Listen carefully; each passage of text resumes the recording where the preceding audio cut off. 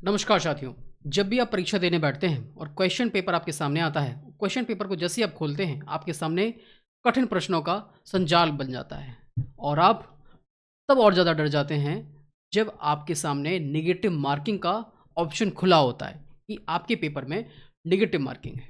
खासकर जीडीसी के एग्ज़ाम हो या कोई भी ऐसा एग्ज़ाम जहाँ पर नेगेटिव मार्किंग है या कोई भी कॉम्पिटिटिव एग्ज़ाम जहाँ पर आप जो है नेगेटिव मार्किंग से और तुक्का लगाने की स्थिति से को बरकरार रखना चाहते हैं, समझना चाहते हैं, तो निश्चित तौर पे ये वीडियो आप लोगों के लिए। अगर आप एग्ज़ाम देने जा रहे हैं जीडीसी का या किसी भी टीचिंग एग्ज़ाम का, तो आपको एक बात ध्यान रखना होगा कि नेगेटिव मार्किंग और तुक्का लगाना दोनों ही अपने आप में साइंटिफिक मेथड हैं। अगर आप साइंटिफिक तरीके से और बैलेंस्ड फॉर्म में इसका यूज़ करते हैं, तो निश्चित तौर पे आपको ये वीडियो देख लेना चाहिए। तो चलिए शुरू करते हैं। सबसे पहले तो जब आपके सामने क्वेश्चन पेपर आता है, तो आपको क्वेश्चन पेपर को 3 भागों में डिवाइड करना है अपने टाइम ड्यूरेशन को। टाइम ड्यूरेशन को 3 भागों में डिवाइड करने के बाद आपको क्या करना है, क्वेश्चन पेपर को भी सॉल्व करने के लिए राउंड 1 में क्या करेंगे आप, हमें उन क्वेश्चन को सॉल्व करना है जो आपको 100% सही आते हैं। मतलब पहले 45 मिनट में हम उन प्रश्नों को सॉल्व कर ले जाएँगे जो आपके 100% सही हैं।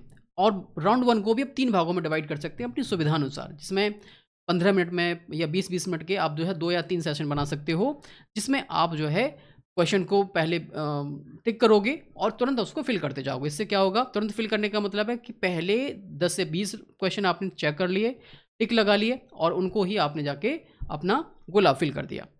ये बार-बार नहीं करना, ऐसा करने से टाइम कंज़्यूम होगा और गोले भी गड़बड़ हो सकते हैं। पहले राउंड में जब आपने 45 मिनट में पहले राउंड में आपने जो है कुछ क्वेश्चन कर लिए जो आपके पूरे सही थे। सेकंड राउंड में आप देखेंगे तो आपको एलिमिनेशन मेथड का यूज़ करना है। कुछ ऐसे क्वेश्चन होंगे जो आप कन्फ्यूज़न क्रिएट कर रहे होंगे, तो उनमें से आपको सेकंड राउंड में उन क्वेश्चन को सॉल्व करना है। पहले राउंड में उन क्वेश्चन को छोड़ देना है। जब आप एलिमिनेशन राउंड में पहुँचेंगे, तो आपके पास क्वेश्चन कोई आएगा, तो आपको लगेगा कि बी और सी पूरी तरीके से नहीं है, तो आपको क्या करोगे, आपके पास सिर्फ 2 ही ऑप्शन बचेंगे, ऑप्शन ए और ऑप्शन डी। तो ऐसी स्थिति में आप यहाँ पर कैलकुलेटेड रिस्क ले सकते हो कि आप यहाँ पर एलिमिनेट करना है, इसको आसान हो गया कि 2 में से कोई एक सही हो सकता है। अब बात आती है राउंड 3। राउंड 3 एक ऐसा पोर्शन है जो आपको जब आपके सामने क्वेश्चन आता है तो वो आपके ऊपर से निकल जाता है, मतलब आपने उसके बारे में कभी कुछ सुना ही नहीं हुआ होता है। और ये बात ध्यान रखना है, अगर नेगेटिव मार्किंग है तो इन प्रश्नों को बिल्कुल भी टच नहीं करना है, क्योंकि ये इन क्वेश्चन को अगर आप अपनी ईगो पर ले गए तो क्वेश्चन तो गलत होगा ही, पर सही क्वेश्चन का जो नंबर है वो भी चला जाएगा। ये आपको ध्यान रखना है। अब बात आती है कि इतना आपने कर लिया कि क्वेश्चन यहाँ पर सही हो गया, ये भी यहाँ पे सही हो गया, लेकिन हमें बात तक करनी है कि क्वेश्चन को हम तुक्का कैसे लगाएं। तुक्का लगाने के भी अपने 3 तरीके हैं। तुक्का लगाने के 3 तरीके हैं। जो हमने एलिमिनेट किया था उसमें से संभावना बन जाती है कि आपके पास 2 ऑप्शन हैं और यहाँ पर आप रिस्क ले सकते हो, क्योंकि आपको इसके बारे में थोड़ा सा पढ़ा था आपने।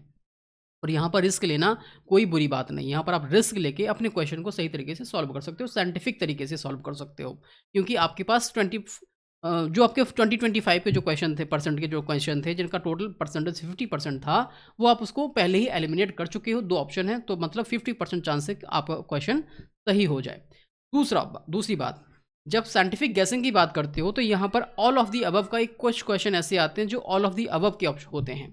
तो 70% रिसर्च कहती हैं कि इसमें संभावना रहती है कि 10 में से 7 question all of the above के ही ऑप्शन जो है सही माना जाता है, तो हाँ, यहाँ पर आप टिक कर सकते हो। तीसरी बात, आपको कब रिस्क लेना चाहिए। अगर आपका क्वेश्चन पेपर पहले राउंड में आपने जब क्वेश्चन किए थे वहीं पर कम रह गए क्वेश्चन, अगर आप जो है अपनी रेस से में रहने के लिए रिस्क लेना ज़रूरी है। अगर आप वहाँ पर अपने क्वेश्चन की संख्या इतनी नहीं कर पाए हैं कि आप रेस में रहें, तो इसलिए फिर यहाँ पर बन जाता है कि आपको थोड़ा-सा कैलकुलेटेड रिस्क लेना पड़ेगा और तुक्के लगाने पड़ेंगे। और जो आपका श्योर शॉट मेथड जहाँ पर आप पहले अटेम्प्ट में कर रहे थे, फर्स्ट राउंड में कर रहे थे, वो आप नहीं कर पाए हो, तो आपको यहाँ पर कैलकुलेटेड रिस्क लेके आगे बढ़ना पड़ेगा। और एक बात और बता दूँ कि यहाँ पर आपको एक बात ध्यान रखनी है, जब भी आप इस तरीके का कोई रिस्क लेते हो, तो आपके क्वेश्चन सही होने के लिए ये बात मान के चलिए 5 से 10 क्वेश्चन पर ही आप रिस्क ले सकते हो। पूरे क्वेश्चन पेपर पर आप रिस्क नहीं ले सकते। अगर आप एग्ज़ाम की प्रिपरेशन कर रहे हैं तो आपकी बात ध्यान रखना होगा, किसी भी कॉम्पिटिटिव एग्ज़ाम की प्रिपरेशन आप कर रहे हैं तो आपको ये बात ध्यान रखना होगा कि आपको सही तरीके से स्टडी करना बेहद ज़रूरी है।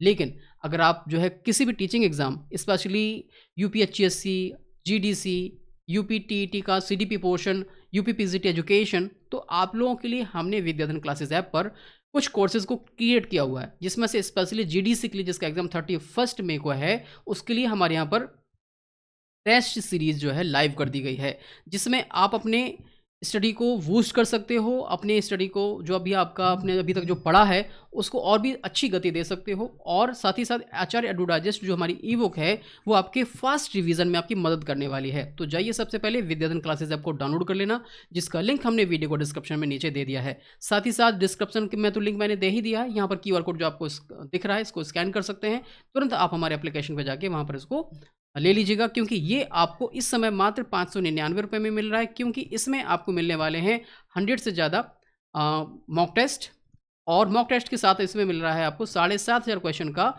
बाइलिंगुअल जो ई बुक है हमारी, ये आपको फ्री ऑफ कॉस्ट इसमें मिल रही है।